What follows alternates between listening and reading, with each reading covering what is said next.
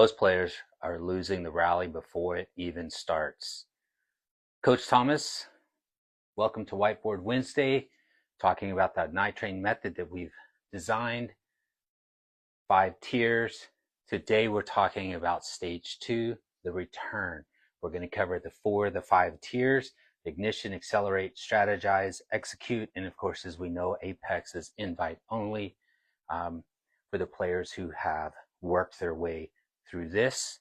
Okay, so let's talk about the return. Let's get right into it. So the very first thing to understand is we have the 2 bounce rule, and this is where that 2 bounce rule starts. So we have the serve team. So this is my serve team, right? And this is my return team. Okay, so you'll notice on the return that this so this is the return player. This will be the server here in blue, which means they're going to serve cross court. This is my return player here, which means on the return team, you get to have one player move up to the no volley zone line there because they are not the return player. This is where the 2 bounce rule comes in. So once the ball is served here, this player has to let the ball bounce, okay, before they can touch it. And that's the first bounce. That's the first bounce, all right? So that's important to understand that we're talking about, last week we talked about the serve. Today we're talking about the return. This is where the 2 bounce rule starts. The return player has to let the ball bounce before they can touch it. This is going to be very important to remember as we're talking through this, okay? So now let's talk about the first tier, which is ignition. Essentially is Pickleball 101, but we're just going to get the ball in. We're just going to get it back.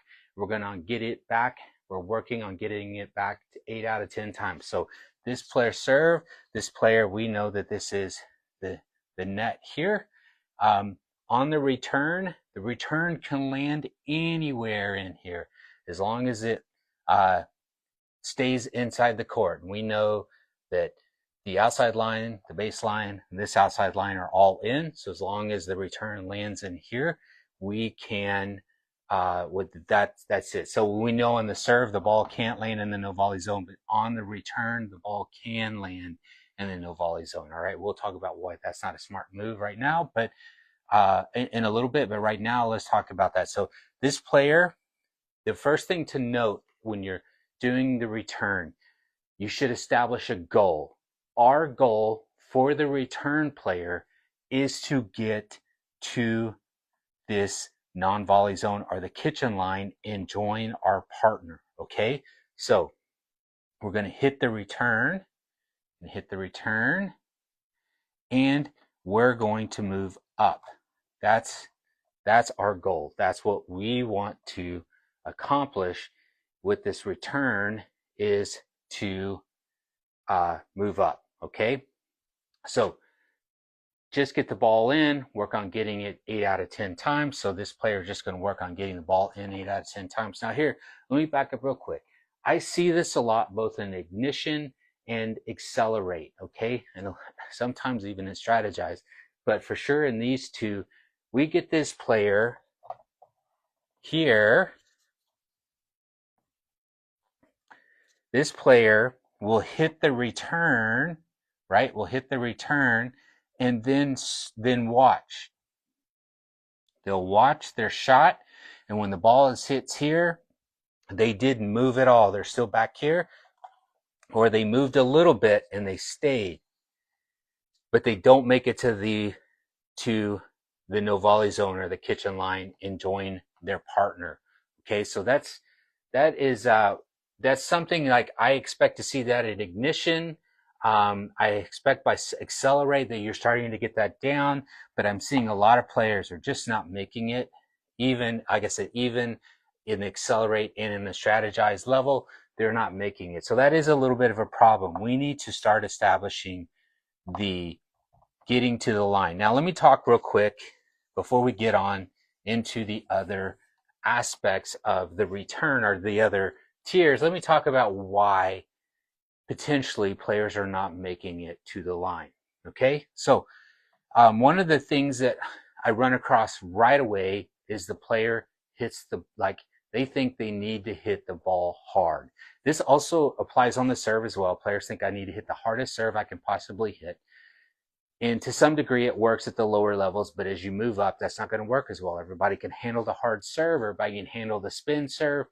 More mobile players will, and you'll start getting the ball back. And because you focus so much on that one shot, now all of a sudden, the rest of your game, you might have a 4.0 serve, but now you have a 3.5 game or a 3.2.5 rest of the game. Same on the return. Is if you are hitting a hard return, so say you hit the hardest return back, that means that ball has less time to travel before it bounces, because remember we have the 2 bounce rule. So when the ball is served, it has to bounce once here. So number 1 time it here before you touch it.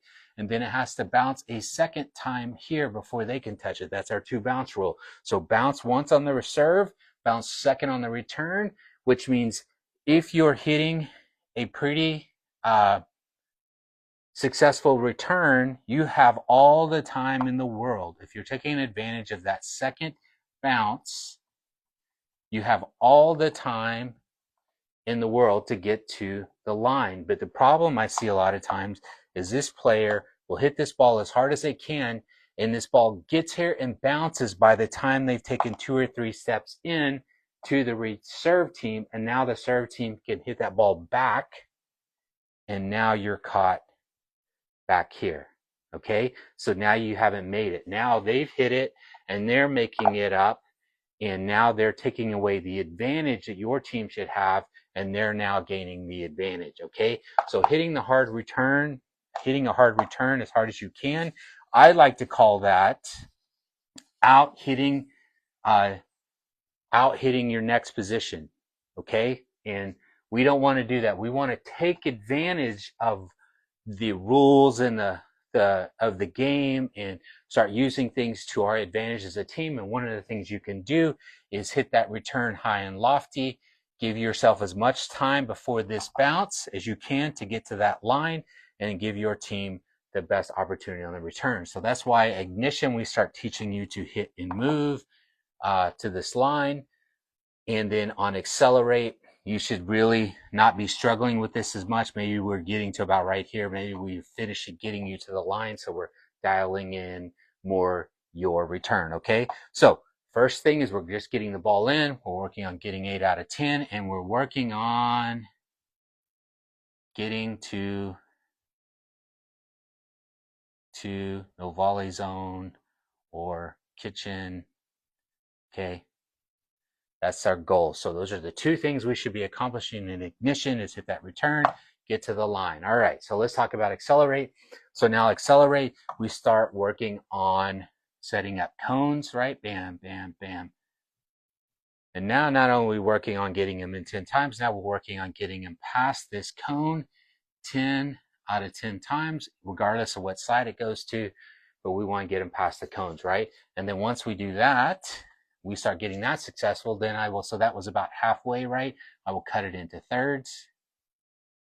And now we're working on getting that serve 10 out of 10 times at this depth. And you can, so you could even move it back one more time and start really challenging yourself, getting it in 10 out of 10 times, but I'm moving it back, all right? And so then once we start working on that, so now again, you're getting this ball back. We're looking in for depth. So we're going to set the cones up. We're going to work our way 10 out of 10, moving the cones back and still getting to the line. So that's where we are in accelerate. Okay. So now let's talk about strategize. Okay. So strategize is where it gets a little more interesting. Again, we're hitting the serve. We're getting to the line. I'm going to have the cones. So I know now you're setting it. So we're going to just start at a third, right? We got this set up at a third, but now I want you to start hitting targets. So in this case, I want you to start aiming right there at the tee, both middle and deep. That's where we're trying to hit the ball. We're starting to hit a target. That way, if you miss left or right, you got some room to miss it, but we're trying to aim for that tee as close to the baseline as we can. Very important to note, if I hadn't said it before, I will say it again, baseline is in. So on the serve, if they hit it to the baseline, it hits the baseline, that is in. If they return, they hit the baseline, it is in. Now, let me go ahead and say this. know it's going to be controversial, but I will say it. There's not a wrong side of the line. I've had players go, oh, no, it hit the wrong side of the line, that's out. Nope, if it hits the line, it is in. And I believe the rule states, if you can't see color between the line and the ball, which means it's overlapping, you can't see the color, that ball is in. Okay, we're having too many out calls on balls that are really not out by definition. Okay, so something important to keep in mind. It lands, and we'll go back to, it lands on the baseline, it is in. So you're trying to hit as close to this here. Now, the next thing to note is a lot of times, especially in rec play, these two players on the serve team have not talked about, especially since they're switching back and forth, who's covering the middle on every return, on every rally. And because of that, there's a lot of times that these two players will watch the ball go by, they'll hit paddles, one of them will hesitate and then the other one will hit it, but it won't be a successful third shot because they haven't communicated. So that's the very first reason why middle is good, because it starts giving you a very big target. That way you miss left or right, you're good, but it also starts creating a little bit of strategy of chaos in between these two players, okay? So that's when we start getting into strategize. Now we're looking at placement, which is the middle, and we get return deep in, that's our target, okay? So good. So now we've talked about strategize. Let's talk about execute. Now this is where it gets fun, okay? So let's back up and let's talk about the end of accelerate, going into strategize. I am going to start talking in ignition as well. I'm going to start talking about how you should be standing, how you turn, how you open up. Big thing to keep in mind, whether you're hitting the serve or the return, we want to generate power, starting to use our legs and our core. That translates to our paddle, okay? That's where we want this to start happening. Right now, the biggest issue I'm seeing is we're using all arm and shoulder, okay? There we go, shoulder. Right now, either on the serve or the return, especially here, they stay flat to the line and then they try to hit with all arm, right? They're not using any legs, any core, anything. So that's one of the things, once we start getting ignition, I start teaching you foot placement, how to start opening up, but accelerate and strategize. I start really introducing the legs and start really introducing using your whole body, because we're using big muscles to hit a return, to hit a serve. It's going to help you long term. It's going to cut down an injury, and you're going to be generating a lot more pace with your bigger muscles, which means you will have a longer life of play on the pickleball court. Okay, so it's important to note. All right, so here we go. So now let's talk about execute, because execute is the thing there where all the people want to be. They all want to skip ignition, accelerate. Maybe they're in strategize because they haven't quite broken into the execute level. But now that we're into execute, this is where all those players are going to want to be the 4-0, and higher players. They want to get in here, and then they think that just hitting the ball hard on the serve or just hitting the ball hard on the return is what makes you an execute. It does not, okay? So a few things to note when you get to this level. You are getting to the line every time. It's number one, okay? Number two, you're getting this ball consistently back here in this, which is pushing the return team back. And now this was target 1. Now this is target 2, and this is target 3, right? So I would take and I would cut this in half, and those are the 3 places I would hit the ball, okay? Maybe it's a little close here. There's the target, and maybe here, right? So it's important, because one of the things we want to establish is where in these 3 places is this team struggling to get a third, or more importantly, which one of these players is struggling to hit a successful third shot back? Which one is hitting a third that's not hurting us? Okay, so say you have this player here who can hit a cross court drip or a very aggressive third. Well, we don't want this person hitting the ball because they're putting themselves on offense really quick. Maybe we need to return the ball here and force this player to hit a third that doesn't hurt us, that continues to give us an advantage. Okay, so that is why this becomes important. Again, here you're never going to go wrong hitting a ball here, because again you have left and right. But then once you start establishing which one of these players at that level is not hurting you with their third, or not making good decisions with their third, or their third is ineffective, that's the person who should start seeing the third shot drop. And I'll even add this in. Say this player is aggressive, they like to do this player hits a decent drop and this player likes to crash the net, then this person needs to see the third to keep them back and force them to hit the third, because now they slowing them down, they have to follow their own shot, which puts them at a little bit more of a disadvantage, okay, and keeps them back longer, right? So there's so many options to this here that if I'm trying to explain that to you here, here, or here, it's just going to confuse you. That's why we have to have the basics down with these right here before we can even start introducing any of this stuff. And then even in this level, I'm going to start adding pace. We're going to really start working on adding pace, and we're going to really start working on adding spin. That's legal, right? To these shots, to add even more to that shot and make it more effective, okay? So that execute. And we're looking at the targets. We're working on hitting all three. We're working on hitting 10 out of 10, okay? In the game, when it's important, when you have to hit the shot, that's not when you think to yourself, man, I should have worked on that. That's when you've already worked on it. You can hit the shot in the clutch moments, and now all of a sudden your team is coming out on top. Whatever that is, success is to you. For me, it's winning, not at all costs, but just winning based on good pickleball strategy, putting a plan together, executing it.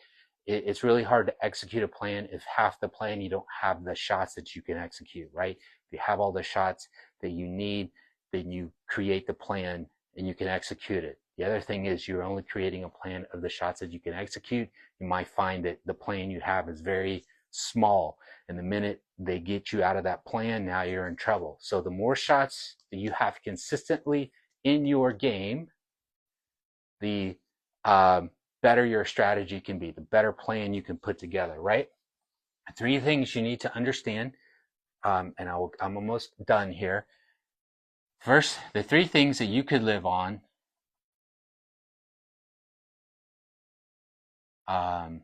Anticipation, let me hear. Consistent, consistency, anticipation, decision making. Okay.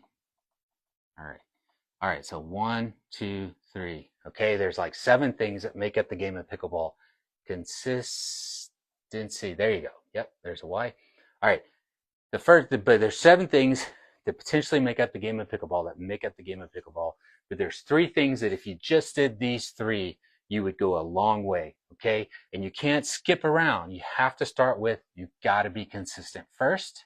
Once you start being very consistent, it becomes easier to anticipate. One of the things I like to ask players who are making it into, that are in strategize, but definitely in execute, is you need to start asking yourself, what do I expect to come back? When I hit this shot, what do I expect to come back? But if you have no idea what shot you're hitting and it's very inconsistent, then it makes it very hard to answer that question. And if you answered it, know that that's what's going to come back every time, because your shot is very inconsistent. So you hit consistent shot, it becomes easier to anticipate, which then makes it easier to make the decision on what you should do next, how you should counter, how you should attack, how you should set up the next shot. Okay? And you go 1, 2, 3, 1, 2, 3, 1, 2, 3, 1, 2, 3. That's how you continually set up your shots, continue to set up your plan, execute your plan, and you're going to start seeing a lot more of the rallies in the end go in your favor. Okay? And so I think there was one more thing I wanted to talk about with the return. So we know that if you miss the return, you're giving up points. It's probably the biggest errors you can make in the game is to miss a return, because you're giving free points to the serve team. And when the game is on the line, that's the last thing you want to do. So just as much as it is to practice the serve to get the game going, you need to practice the return so you don't give up free points. You make the other team have to earn those points, okay, for each rally. All right. So I think that is what we're going to cover today for the return. I hope that was helpful. I hope that you got something out of it. Please leave a comment. Please leave any questions. We definitely have places if you want to know more. We have our online Skool community. The link is in the bio. And now we have some online training options for you to be able to join us and actually train with me and have me walk this out with you in your game. The first thing we want to do is just establish where your game is, and then let's work on putting a plan together to get it to where you want it to go. Coach Thomas, I Train Pickleball. We'll see you in the next video.